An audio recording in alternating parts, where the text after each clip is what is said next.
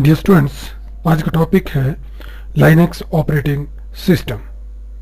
जैसा कि आप सभी जानते हैं कि ऑपरेटिंग सिस्टम जो है वो कंप्यूटर सिस्टम में एक मेजर रोल प्ले करता है।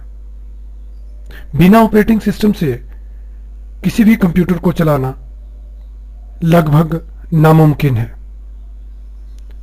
आज जब हम कंप्यूटर पर बैठते हैं तो ऑलमोस्ट आप सभी ने नोटिस किया होगा, जैसे ही हम कंप्यूटर स्टार्ट करते हैं तो सबसे पहले हमारे जो लैब्स है उनमें कंप्यूटर में सामने लिखा हुआ आता है स्टार्टिंग विंडोज़। यानी कि आपके कंप्यूटर्स में विंडोज़ ऑपरेटिंग सिस्टम इंस्टॉल्ड है और जैसे हम कंप्यूटर ऑन करते हैं तो सबसे पहले ऑपरेटिंग सिस्टम ही स्टार्ट होता है।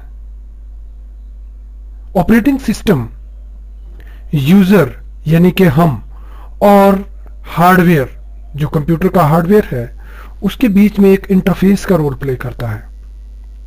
बिना ऑपरेटिंग सिस्टम के हमें कंप्यूटर के वेरियस हार्डवेयर डिवाइसेस के साथ डायरेक्ट इंटरैक्ट करना मुश्किल होता है।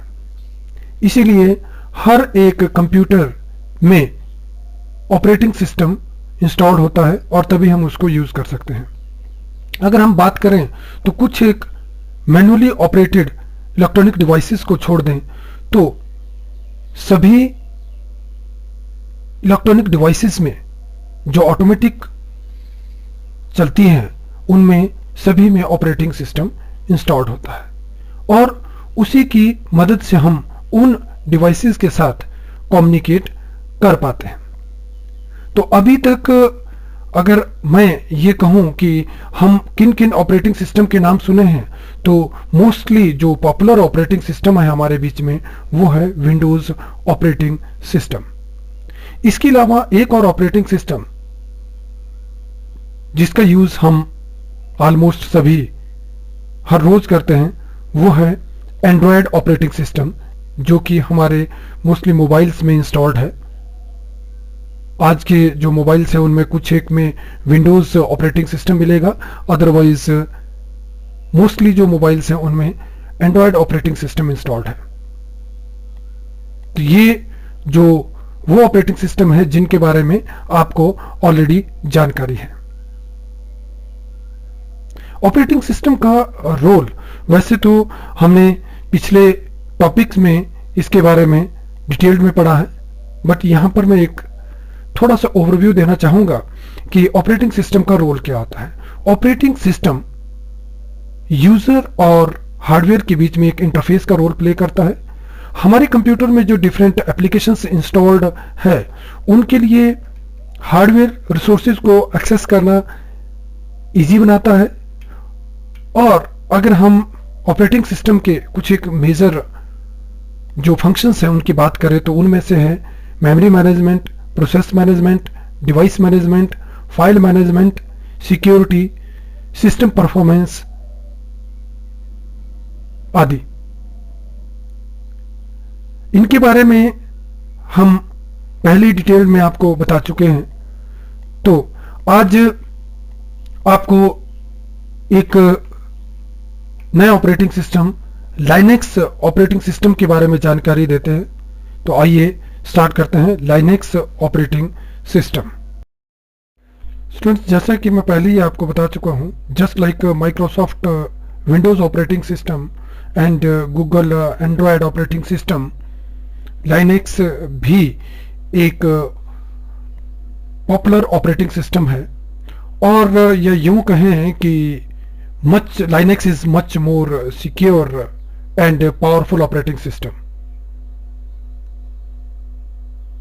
आपको यहां बताना चाहूंगा कि लाइनेक्स इतना सिक्योर और पावरफुल है कि ये आज जो हमारे पास स्मार्ट वॉचेस है उनसे लेकर और एक सुपर कंप्यूटर तक में लाइनेक्स ऑपरेटिंग सिस्टम इंस्टॉल्ड है।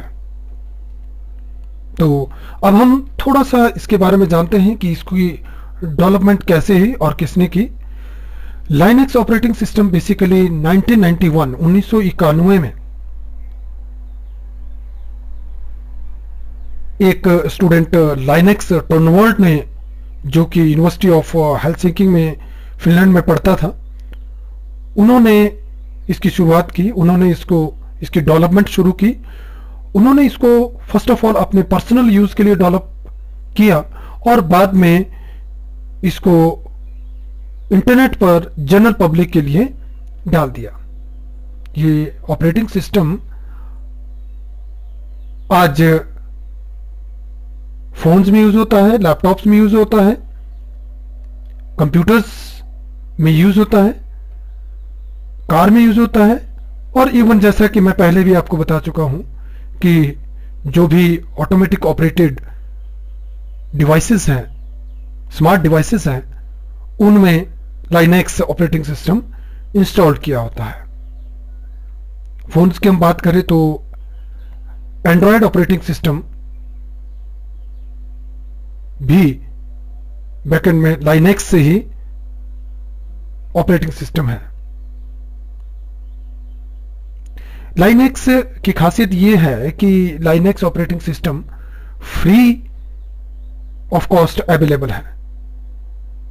इसको हम इंटरनेट से डाउनलोड कर सकते हैं। बहुत सारी वेबसाइट्स हमारे पास है जहां पर ये ऑपरेटिंग सिस्टम हमें डाउनलोड के लिए अवेलेबल है, जैसे कि रेड हैट लाइनेक्स जो है वो हम redhat.com से डाउनलोड कर सकते हैं। ubuntu लाइनेक्स जो है वो हम ubuntu.com से डाउनलोड कर सकते हैं। जो फेडोरा लाइनेक्स है उसको हम getfedora.com वेबसाइट से डाउनलोड कर सकते हैं। ये लाइनेक्स फ्री ऑफ कॉस्ट होने के साथ साथ ही ओपन सोर्स भी है। ओपन सोर्स मीन्स इसके जो सोर्स कोड हैं वो हमें अवेलेबल होते हैं और कोई भी ऑर्गेनाइजेशन जो हैं वो इन सोर्स कोड की मदद से लाइनेक्स ऑपरेटिंग सिस्टम को अपनी रिक्वायरमेंट के हिसाब से बदल सकती हैं, जो भी उस ऑर्गेनाइजेशन की रिक्वायरमेंट होगी। तो ये दो खास बातें लाइनेक्स को और ऑपरेटिंग सिस्टम से ज्यादा इंपॉर्टेंट, ज्यादा अच्छा बनाती हैं, और वो है लाइनेक्स का फ्री होना और लाइनेक्स जो है एक ओपन सोर्स सॉफ्टवेयर है। इसके साथ साथ ही लाइनेक्स जो है बहुत ही सिक्योर ऑपरेटिंग सिस्टम है, और ऐसा भी देखा गया है कि लाइनेक्स ऑपरेटिंग सिस्टम में वायरसेस का अटैक भी कम होता है। स्टूडेंट्स, अब हम बात करेंगे लाइनेक्स के स्ट्रक्चर की। लाइनेक्स के स्ट्रक्चर में मेनली 3 कंपोनेंट्स आते हैं, जिसमें सबसे पहले है कर्नल, सेकंड शेल और थर्ड इज यूटिलिटीज। अब आप डायग्राम की तरफ फोकस करें तो देखेंगे कि हमारे हार्डवेयर को डायरेक्ट एक्सेस करने के लिए सबसे पहले जो इनर मोस्ट लेयर है वो है कर्नल। कर्नल में लिखे हुए स्पेशल प्रोग्राम्स डायरेक्टली हार्डवेयर के साथ इंटरेक्ट करते हैं, और इन प्रोग्राम को जो हमारी सेकेंड लेयर है उसमें आते हैं शेल्स। शेल से सिस्टम कॉल पास की जाती है कर्नल को, और कर्नल जो है हार्डवेयर रिसोर्सेज को एक्सेस करते हैं। अब जो हमारे पास एक आउटर लेयर है, इसमें डिफरेंट एप्लीकेशंस और यूटिलिटी सॉफ्टवेयर आते हैं। तो जब भी हमारे डिफरेंट एप्लीकेशंस को, यूटिलिटीज सॉफ्टवेयर्स को हार्डवेयर के साथ इंटरेक्ट करना होता है, तो शेल के माध्यम से कर्नल को ये यूटिलिटी प्रोग्राम्स और वेरियस एप्लीकेशंस सिस्टम कॉल पास करते हैं, और कर्नल जो हैं उनको रिक्वायर्ड हार्डवेयर रिसोर्सेज प्रोवाइड करता है। अब हम इन तीनों कंपोनेंट्स को सेपरेटली अलग अलग से डिस्कस करेंगे।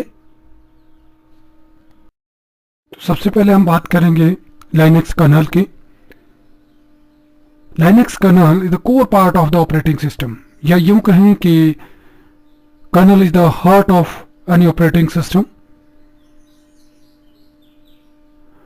कर्नल डायरेक्टली इंटरेक्ट करते हैं कंप्यूटर हार्डवेयर के साथ।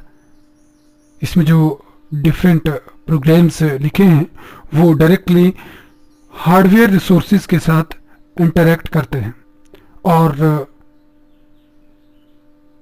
ये अपर लेयर कंपोनेंट्स को लो लेवल सर्विसेज प्रोवाइड करती हैं। Different functions of Linux kernels are resources allocations, process management, memory management, device management, scheduling and system calls। जब भी कोई एप्लीकेशंस सिस्टम में रन कर रही होती है तो उसको time to time different resources चाहिए होते हैं। Sometime they need CPU, they also require memory and many other resources। तो इन रिसोर्सेज को एलोकेट करने का काम कर्नल का होता है। जो रिक्वायर्ड रिसोर्सेज है उसको प्रॉपरली डिफरेंट एप्लीकेशन जो कंप्यूटर में रन कर रही होती है उनको colonel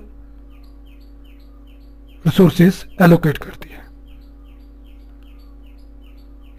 eight a time operating system में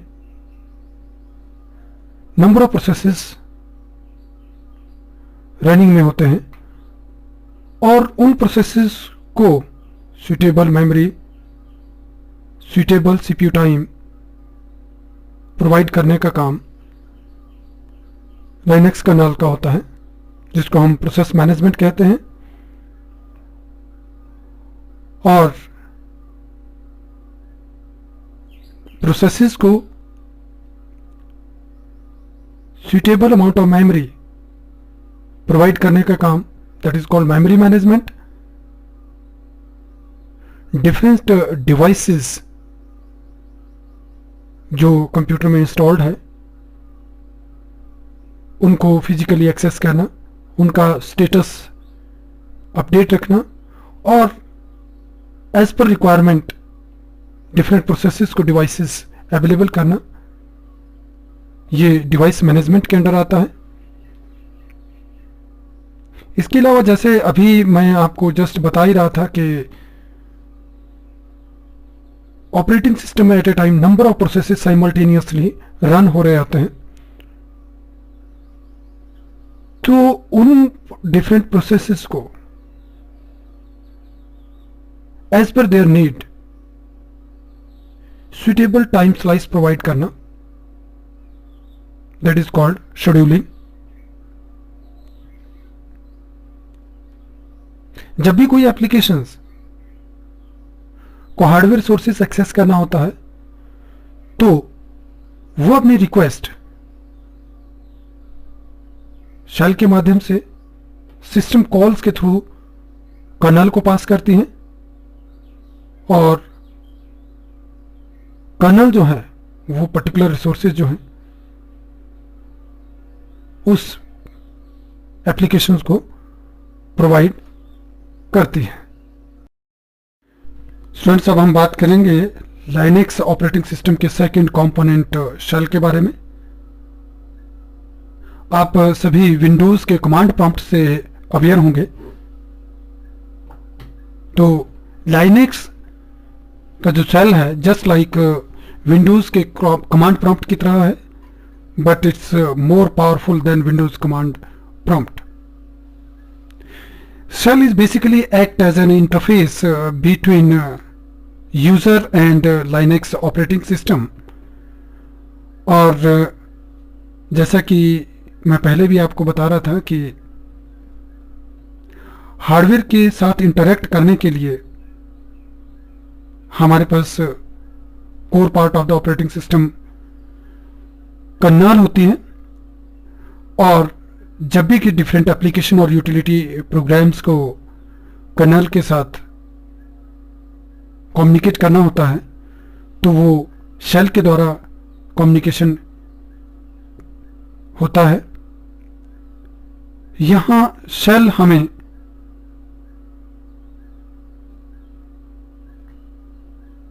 कमांड प्रॉम्प्ट प्रोवाइड करता है जिसको हम कंसोल भी कहते हैं। जब हम ग्राफिकल यूजर इंटरफेस जो हमारे पास जीनोम या KDE प्रोवाइड किया गया है लाइनक्स में, उसके थ्रू जब हम शेल प्रॉम्प्ट को एक्सेस करते हैं हमारे पास डिफरेंट टाइप्स की शेल हैं, और इन शेल प्रॉम्प्ट्स पर जो हम कमांड्स लिखते हैं वो कमांड्स कर्नल्स को पास की जाती हैं, और कर्नल जो है सुटेबल या हार्डवेयर रिसोर्सेज से उन कमांड्स को एग्जीक्यूट करवाता है। डिफरेंट शेल्स के बारे में हम अपनी नेक्स्ट वीडियो में बात करेंगे। अभी हम लाइनक्स की थर्ड कंपोनेंट्स पर आते हैं। लाइनक्स में थर्ड कंपोनेंट्स है यूटिलिटीज। जैसा कि आप डायग्राम में देख पा रहे हैं, utility programmes like compilers and other system softwares आते हैं, और इसके अलावा जो डिफरेंट एप्लीकेशंस जो यूज़र को चाहिए होती हैं, वो जब भी कंप्यूटर हार्डवेयर को एक्सेस करना चाहते हैं तो वो शेल प्रॉम्प्ट के माध्यम से कर्नल को सिस्टम कॉल पास करती है, और कर्नल जो है उनको सुटेबल हार्डवेयर रिसोर्सेज प्रोवाइड करते हैं। यूटिलिटी प्रोग्राम यूजर के डिफरेंट प्रोग्राम्स को आसान बनाते हैं। यूटिलिटी प्रोग्राम्स के थ्रू ही जो हमारे यूजर की डिफरेंट एप्लीकेशंस होती हैं वो इजीली वर्क कर पाती हैं। Different examples of utility programs are compiler, assembler, editors, etcetera.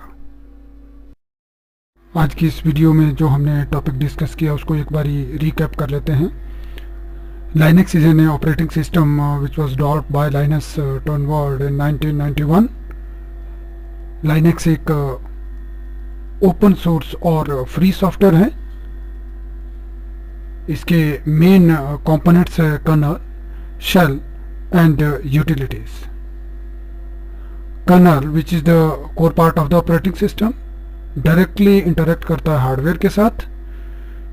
दूसरा कंपोनेंट है shell which act as an interface between user and Linux operating system, and at last third component है utilities which make user programs more easier to work with them. Students, आज की video हम यहीं close कर रहे हैं, और अब हम अगली वीडियो में डिस्कस करेंगे advantages of Linux। Thank you.